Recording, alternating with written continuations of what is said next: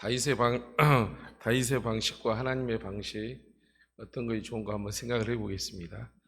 오늘 말씀은 사무엘하 6장 1절에서 23절, 요절로서 사무엘하 6장 13절과 14절 다 같이 읽고 제가 기도하고 말씀 증거하겠습니다. 6장 13절과 14절 시작. 여호와의 계를 맨 사람들이 6걸음을 가매 다윗이 소와 살찐 송아지로 제사를 드리고 다윗이 여호와 앞에 힘을 다하여 춤을 추는데 그때 다윗이 벳 에봇을 입었더라. 자, 기도하겠습니다. 하나님 아버지 감사합니다. 다윗이 다윗 중심으로 행했을 때 하나님은 징계하셨습니다. 그러나 하나님께 방식으로 했을 때 이 언약궤를 예루살렘 성으로 무사히 도착할 수가 있었습니다. 주님, 우리는 순간 자기 방식, 자기 스타일로 할 때가 너무나 많습니다. 그러나 오늘 말씀을 통해서 하나님의 방식, 하나님의 말씀에 순종하는 삶이 가장 축복된 삶인 것을 알게 도와주십시오. 예수님 이름으로 기도하였습니다. 아멘. 오늘 본문은 다윗이 하나님의 언약궤를 예루살렘으로 옮기는 과정에서 발생한 사건입니다. 하나님께서 다윗을 사랑하사 수많은 이기로부터 보호하시고 그를 이스라엘 왕으로까지 세우셨지만 그가 하나님 방식보다는 자신의 방식으로 하거나 하나님의 말씀에 대한 경외심을 상실할 때 하나님께서는 다윗을 철저하게 징계하십니다. 그러나 하나님의 방식과 하나님의 말씀대로 순종했을 때 하나님의 언약궤를 무사히 예루살렘 성에 운반하였습니다. 여기서 우리는 자기 자신의 방식이 아니라 온전히 하나님의 방식과 하나님의 말씀에 순종하는 신앙을 배울 수 있는 기회가 되기를 기도합니다. 파트 1, 다윗의 방식. 다윗은 12지파의 통합 왕이 되었습니다. 얼마나 좋겠습니까? 제가 만약 대통령이 됐다면 춤추겠습니다. 다윗이 왕이 된 다음에 무엇을 하고자 했습니까? 나라 국토를 더 넓히거나 12지파의 지역을 정비하였습니까? 아닙니다. 자신의 왕권의 강화를 위해 측근들을 요직에 임명하였습니까? 아닙니다. 다윗은 이스라엘 왕으로 기름 부음 받는 후에 가장 먼저 여호와의 언약궤를 예루살렘으로 운반하고자 하였습니다. 사무엘상 7장 1절과 2절을 보면 엘리 제사장 때 블레셋에게 언약궤를 빼앗겼습니다. 이 언약궤를 가지고 나가면 전쟁에서 이길 줄 알았는데 전쟁에서 패하고 언약궤를 빼앗겼습니다. 그 후에 하나님의 궤를 보관하고 있는 블레셋 사람들의 성에 재앙을 내리시니까 블레셋 사람들이 수레에 궤를 실어서 이스라엘로 돌려보냈습니다. 당시 언약궤는 비알레 유다의 즉 기라 여아림 산 가운데 아비나단 집에 20년 동안 방치가 되었습니다. 이 기간은 사울이 이스라엘 초대 왕이 되어 20년간 통치하였습니다. 하나님이 세우신 왕이었다면 하나님의 왕권을 상징하는 궤를 방치할 수가 없습니다. 사울은 입으로는 하나님 하나님 말하면서 20년 동안 하나님의 궤에 대해 전혀 관심이 없었습니다. 오로지 어떻게 하면 왕권을 유지할까, 그리고 자기의 경쟁자인 다윗을 죽이려고 쫓아다녔습니다. 그러니까 우리도 하나님을 섬길 때 마음과 진심은 없고 말로만 하나님을 섬기지 않는지 점검할 필요가 있습니다. 다윗은 왕에 오르자 가장 먼저 여호와의 언약궤를 모셔오고자 했다는 것입니다. 얼마나 귀하고 훌륭한 일입니까? 사울은 20년 동안 방치했는데 다윗은 왕이 오르자마자 언약궤를 예루살렘으로 운반하고자 했습니다. 다윗은 언약궤의 길이는 114cm, 넓이가 68cm, 높이가 68cm밖에 되지 않는 작은 상자를 옮기는 데 있어 3만 명의 군대가 호위와 여러 가지 아름다운 악기를 동원하여 궤 앞에서 연주하며 하나님을 찬양하게 하였습니다. 3만 명의 군대가 몰려있고 다양한 악기를 연주하는 사람, 즉 요즘 말로는 엄청난 오케스트라가 동원되었습니다. 얼마나 아름답고 웅장합니까? 여기서 한 3만 명이 이렇게 바이올을 킨다면 얼마나 웅장하고 아름답겠습니까? 3절부터 5절을 보십시오. 그들이 하나님의 계를 새 수레에 싣고 산에 있는 아비나답 집에 나오는데 아비나답의 아들 우사와 아효가 그 새 수레를 모니라. 그들이 산에 있는 아비나답 집에서 하나님의 계를 싣고 나올 때에 아효는 교회 앞에서 가고 다윗과 이스라엘 온 족속은 잣나무로 만든 여러 가지 악기와 수금과 비파와 소고와 양금과 제금으로 여호와 앞에서 연주하였습니다. 얼마나 웅장하고 아름답고 하나님을 향한 열정이 많습니까? 그러나 다윗은 언약궤를 아비아다 집에서 예루살렘을 운반할 때 두 가지 실수를 범하게 됩니다. 첫째, 언약궤는 레위인들이 어깨에 메서 옮기라고 하셨는데 새 수레로 옮깁니다. 두 번째, 언약궤는 레위 후손 중에 고핫 자손들만 하나님의 궤를 어깨에 메고 운반할 수 있도록 율법이 정하고 있습니다. 그런데 수레를 몰고 간 우사와 아효는 아비나답의 아들인데 이들은 레위인이었지만 수레를 메고 가도록 정해진 고핫 자손은 아니었습니다. 다윗이 두 가지 실수를 범할 때 끔찍한 사건이 발생하였습니다. 6절과 7절을 보십시오. 그들이 나곤의 타작마당에 이르러서는 소들이 띠므로 우사가 손을 들어 하나님의 궤를 붙들었더니 여호와의 하나님 우사가 잘못함으로 말미암아 진노하사 그를 그곳에 치시니 그가 거기 하나님 궤 곁에서 죽느니라. 얼마나 찬양하고 이렇게 하나님을 높여드리려고 하는데 이런 끔찍한 사건이 나왔을 때 얼마나 슬프겠습니까? 다윗은 20년 만에 언약궤를 운반하는 과정에 사람이 죽었습니다. 소들이 뛰니까 당연하게 수레에 있는 하나님의 궤가 떨어지려고 하지 않겠습니까? 그것을 우사가 무의식적으로 궤를 붙들었습니다. 민수기 4장 15절에서 거룩한 하나님의 궤를 만지면 죽는다고 명령하셨습니다. 그래서 하나님의 궤를 손으로 만진 우사를 징계하셔서 우사를 죽게 하셨습니다. 왜 하나님은 이렇게 좋은 날, 경사스러운 날 이런 일을 하셨을까요? 여기에 대한 궁금증이 자연스럽게 우리에게 생겨나게 됩니다. 처음부터 다시 생각해 볼 필요가 있습니다. 새 수레로 하나님 궤를 옮기는 것이 과연 이것이 하나님의 법도에 맞는 일입니까? 하나님이 명령하신 일입니까? 언약궤는 네 사람들의 어깨에 메고 옮겨야지 다른 방법을 써서 하면 안 되는데 지금 새 수레에 싣고 옮겼습니다.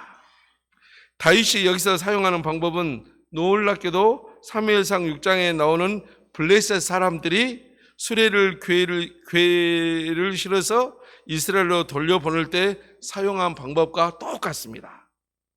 그러니까 오래전 이방인 블레셋 사람들이 언약궤를 취급했던 방법을 지금 하나님의 백성이 따라하고 있는 것입니다.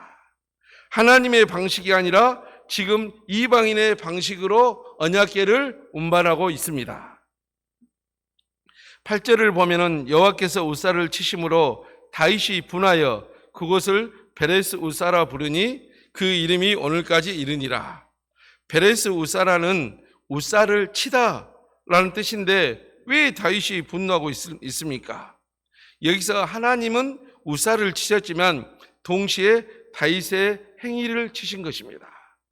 다윗의 불신앙을 치신 것입니다.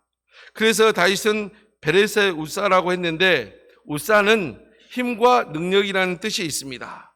우리가 하나님을 마치 나의 힘과 능력으로 하나님을 섬기고자 하는 불신앙과 교만한 마음을 가진 다윗을 치셨다는 것입니다. 그래서 하나님을 섬긴다고 하는 것은 전적으로 하나님 중심이고 하나님 편에서 항상 생각해야 합니다. 하나님의 방식이 아니고 이방인의 방식, 즉 다윗의 방식으로 할 때 하나님께서는 다윗을 치셨습니다. 우리도 하나님의 방식보다는 자기 방식, 자기 스타일로 일을 처리할 때가 많습니다.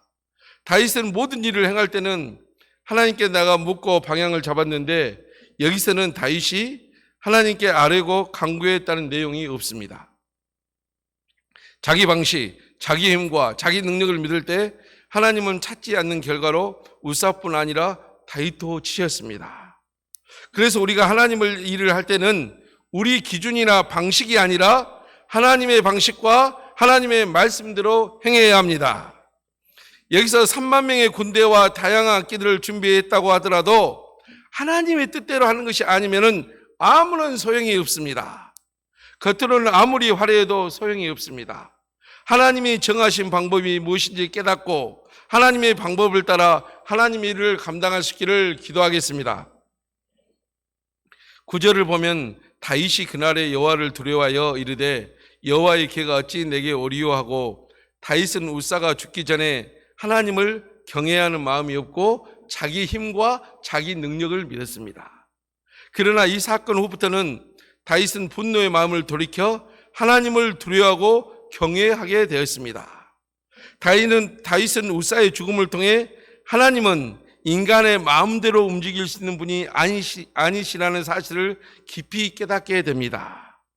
다윗은 하나님 앞에서 자기 힘과 능력을 의지하는 죄악, 자기 방식대로 언약궤를 옮기는 죄악을 철저히 해결하고 하나님을 경외하고 두려운 마음으로 언약궤를 운반하게 되었습니다. 파트 2, 하나님의 방식. 12절에 보면은 하나님의 궤로 말미암아 오베에돔 집과 그의 모든 소유에 복을 주셨다는 소식을 접하고 다윗은 용기를 얻고 다시 하나님의 궤를 옮기게 됩니다. 이번에는 역대상 15장 2절에서 3절에서 언급된 것처럼 네 사람들이 하나님의 말씀에 순종하여 언약궤를 어깨에 메고 운반합니다. 율법에 명령한 것을 온전히 순종할 때 궤를 옮기기 시작합니다. 13절부터 15절을 한번 다 같이 한번 읽어보겠습니다. 13절부터 15절 시작.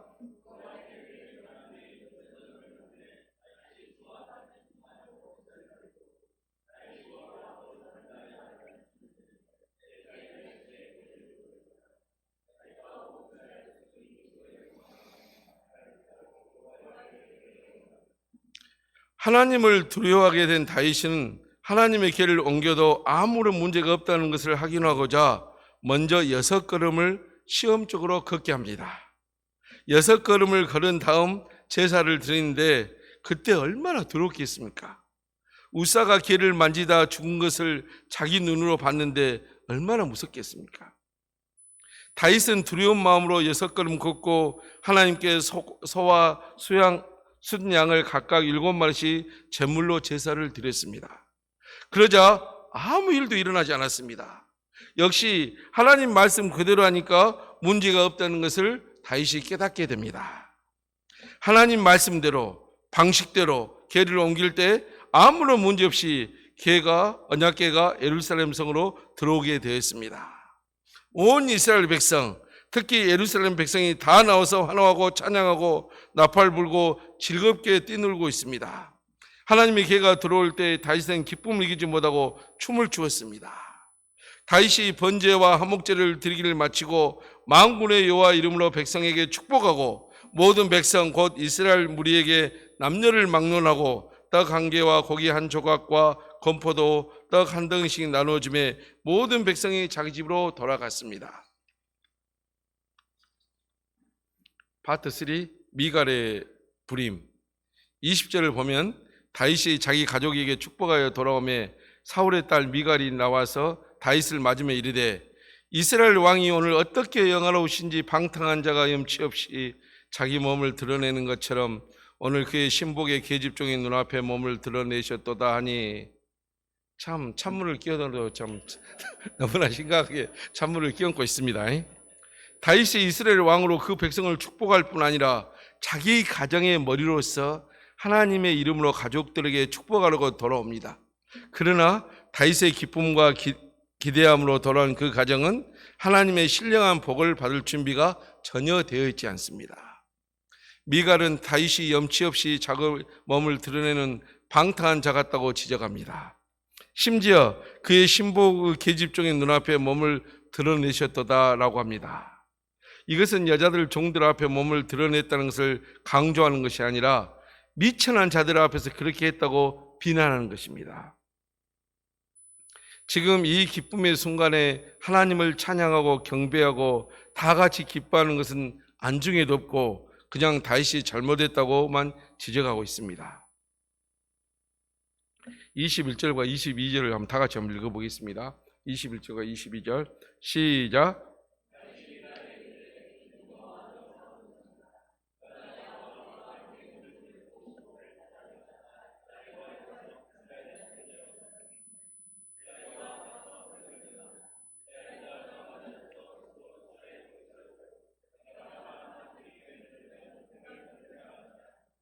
다윗은 자신이 하나님 앞에서 더 천하게 낮아져야 하지만 자신이 그 같은 낮아짐에 대해 그래도 네가 걱정하는 계집종에게는 높임을 받을 것이라고 하며 더 높아질 것을 언급합니다. 결국 하나님 앞에 뛰려면 하나님의 안에서 친히 다윗을 높여주십니다. 23절에서 그러므로 사울의 딸 미갈이 죽는 날까지 그에게 자식이 없느니라. 사울의 가문은 여호와의 계에도 관심도 없고 하나님을 두려워하는 것도 없고 인간적인 왕의 가문은 하나님 역사에 필요가 없습니다. 그래서 미갈이 죽는 날까지 자식을 주시지 않아 사울의 씨가 완전히 끊기게 되어 있습니다. 만약 다윗이 미갈하고 해서 자식이 나와가지고 그 자손이 계속 이어졌다면 상당히 심각한 문제가 발생했을 것 같아요. 하나님은 그것을 미리 아시고 미갈의 불임이 되도록 하셨습니다. 얼마나 놀라운 섭리인가 모르겠습니다. 미갈이나 다윗이나 다 죄인입니다. 다 실수를 범했습니다. 다 죄악을 저질렀습니다. 그러나 다윗이 다른 점이 있습니다. 그가 죄를 깨달았을 때 즉시 회개하고 죄악에서 돌이켰다는 사실입니다. 다윗은 하나님을 철저하게 의존하여 하나님의 마음으로 백성을 다스렸기 때문에 하나님의 마음에 맞는 사람이 되고 그리스도의 조상이 되었습니다. 처음에 다윗은 자기 생각대로 하나님의 길을 옮기다 실패한 후에 하나님의 뜻을 깨달았습니다. 그래서 다시 길을 옮길 때는 철저하게 하나님의 뜻과 말씀에 따라 행동했습니다. 여러분, 바로 이것입니다. 다윗이 결코 완벽해서 하나님의 마음에 맞는 사람이 된 것이 아닙니다. 다윗도 우리와 같이 똑같이 실수하고 죄를 짓고 끔찍한 일도 했습니다. 그럼에도 불구하고 어떻게 하나님의 마음에 맞는 사람이 될 수 있었습니까? 다윗은 하나님께 실수도 하고 분도 내고 원망도 했지만 자기 문제를 발견하고 즉시 깨닫고 회개하며 하나님께로 바로 돌아왔다는 것입니다. 저는 말씀을 준비하면서 이 말씀이 나에게 주고자 하는 의미가 무엇일까 생각했습니다. 저도 다윗처럼 실수도 하고 죄도 범하고 하나님이 원하시는 것을 하지 않고 원하시지 않는 것을 하는 경우가 많았습니다. 여러분들도 마찬가지라고 생각합니다.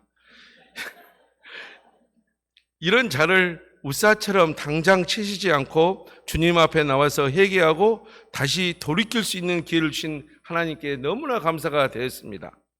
특히 하나님을 의지하지 않고 자기 방식, 자기 힘과 능력을 의지하며 반드시 징계하신 하나님, 반면에 하나님의 방식과 하나님의 말씀대로 준행하면 놀라운 축복이 임한다는 사실을 깊이 깨닫게 되었습니다. 하나님의 경외심이 없는 사울과 사울은 집을 버리시고 일방적인 은혜로 다윗을 택하사 이스라엘의 주권자로 삼으신 은혜가 나에게도 동일하게 임한다는 사실을 깨닫게 되었습니다. 저는 교수이면서 학장직을 맡고 2026년 국제 아스파라거 심포지움을 조직위원장으로서 국제 심포지움을 준비하고 있습니다. 그러나 현재의 모습은 이렇지만 저는 과거 술과 정욕으로 심각하게 병든 자였습니다. 만군의 여호와 하나님께서 이런 자를 구원해 주시지 않았다면 정신병자가 되거나 아니면 죽어 영원한 심판대에 앉아있을 인생이었습니다. 이런 인생에서 구원해 주시고 세상에서 가장 귀한 하나님 자녀 삼아주시고 인생다운 인생을 살게 하신 하나님 은혜에 너무나 감사합니다. 저 젊게 보이지 않습니까? 최근에 제가 신체 검사를 했는데 고지혈증과 당화 혈색 수치가 정상 범위를 약간 넘어 당뇨병 환자 경계 지점에 도달해 있습니다. 그래서 매일 아침에 혈당 수치를 측정하여 정상에 가까우면 너무나 기뻐하고 혈당 수치가 높으면 건강에 대한 두려움이 생겼습니다. 혈당 수치에 따라 웃고 웃는 인생이 되었습니다. 혈당 수치를 낮추기에 만보씩 걷는 연습을 하지만 눈에 보이게 좋아지지 않았습니다. 음식으로 조절을 하려고 해도 동료 교수들과 실험실 학생들과 함께 점심과 저녁 식사는 주로 사서 먹기 때문에 음식 조절도 어려웠습니다. 또한 고지혈증 수치를 낮추기에 침향도 구입에 복용했지만 수치 변화는 없었습니다. 매일 아침 일어나 건강 회복을 위해 기도하였습니다. 이런 노력에 불구하도 혈당이나 고지혈증의 수치는 특별하게 변화가 없었습니다. 하나님은 건강 문제를 통해 나의 노력이나 능력으로 하지 않고 하나님의 방식으로 해결하기를 원함을 배우게 되었습니다. 하나님은 자기 방식으로 행한 율사를 치렀지만 하나님의 방식으로 진행할 때 아무런 문제 없이 언약궤가 안전하게 예루살렘에 도착하였습니다. 나의 건강 문제는 하나님도 어쩔 수 없는 것이 아니라 하고 불평할 때가 있었습니다. 오히려 이런 건강 문제가 있어도 과식으로 당 수치를 더 높이거나 과일 스무디를 하루에 한 잔씩 마시는 습관을 절절하지 못한 나의 잘못을 발견하게 되었습니다. 죄인이 건강 문제로 하나님께 원망과 불평하기보다는 하나님께서 지금 나에게 베풀어진 은혜를 기억하고 나의 원망과 불평한 마음을 고백하고 해결하는 가운데 제사함을 누리시기를 기도합니다.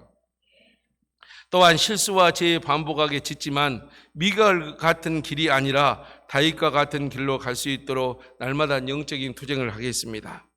한마디, 하나님 방식으로 열심히 살겠습니다.